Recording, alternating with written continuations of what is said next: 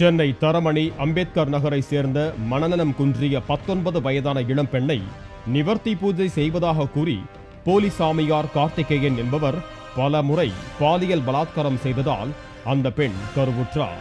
இதற்கு அந்த பெண்ணின் தாயும் உடந்தையாக இருந்துள்ளது தெரிய வந்ததை அடுத்து இருவரையும் துரைப்பாக்கம் போலீசார் கைது செய்திருக்கிறார்கள். பாதிக்கப்பட்ட பெண்ணின் தாயார் விழுப்புரம் மாவட்டம் மேல்மலையனூரில் அமைந்துள்ள அங்காளம்மன் கோவிலுக்கு அடிக்கடி சென்று வந்துள்ளார். அப்பகுதியில் தனியார் விடுதியில் ஒரு சாமியார் தங்கியிருப்பதாகவும் அவர் அனைத்து பிரச்சனைகளுக்கும் தீர்வு சொல்வார் என சிலர் கூறியதை கேட்டு அந்த சாமியாரை அவர் சந்தித்துள்ளார். அதன் பிறகு அவர் அடிக்கடி அந்த சாமியாரை பார்க்க சென்றுள்ளார். நாளடைவில் இருவருக்கும் பழக்கம் ஏற்பட அந்த போலி சாமியார் கார்த்திகேயன் அந்த பெண்ணின் வீட்டிற்கே அடிக்கடி வந்து சென்றுள்ளார். அப்போது வீட்டில் மனநலம் குன்றிய நிலையில் இருந்த பெண்ணுக்கு மாந்திரீக பூஜை செய்து நிவர்த்தி செய்து சரி செய்வதாக அவரது தாயாரிடம் கூறியுள்ளார். இதனால் அந்த பெண்ணையும் அவரது தாயார் மேல்மலையனூர் அழைத்துச் செல்ல அவரையும் அந்த போலி சாமியார் பாலியல் பலாத்காரம் செய்து வந்துள்ளார்.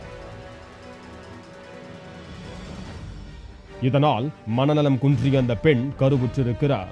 இந்நிலையில் அந்த பெண்ணிற்கு வயிற்று வலி ஏற்பட்டதாக கூறி தரமணியில் உள்ள தனியார் மருத்துவமனைக்கு கொண்டு சென்றுள்ளனர். அங்கு அந்த பெண்ணை பரிசோதித்த மருத்துவர்கள் அவர் கருவுற்றிருப்பது தெரிந்து அப்பெண்ணின் தாயாரிடம் விசாரித்துள்ளனர். அவர் முன்னுக்கு பின் முரணான தகவலை தெரிவிக்க கருவுற்றிருந்த பெண்ணும் மனநலம் குன்றியவராக தெரிந்ததால் மருத்துவமனை நிர்வாகம் துரைப்பாக்கம் போலீசாருக்கு தகவல் தெரிவித்தனர்.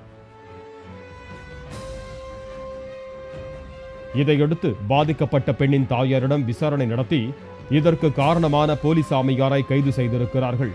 கைது செய்யப்பட்ட போலி சாமியாரான கார்த்திகேயன் நிவர்த்தி பூஜை என வரும் பெண்களை மயக்க மருந்து கலந்த விபூதியை தெளித்து பாலியல் பலாத்காரம் செய்து தன்வசப்படுத்தி மோசடி செய்து வந்துள்ளது விசாரணையில் அம்பலமாகியுள்ளது. என்னதான் விஞ்ஞானமும் நவீன மருத்துவமும் வளர்ந்து வந்தாலும் கடவுள் என்ற போர்வைக்குள் பதுங்கிக் கொண்டு இது போன்ற மோசடி செய்யும் கயவர்களை சிலர் நம்பி மோசம் போகும் சம்பவங்களும் நடந்து கொண்டுதான் இருக்கிறது. பாலிமர் செய்திகளுக்காக ECR செய்தியாளர் சரவணன் மற்றும் சரவணகுமார்.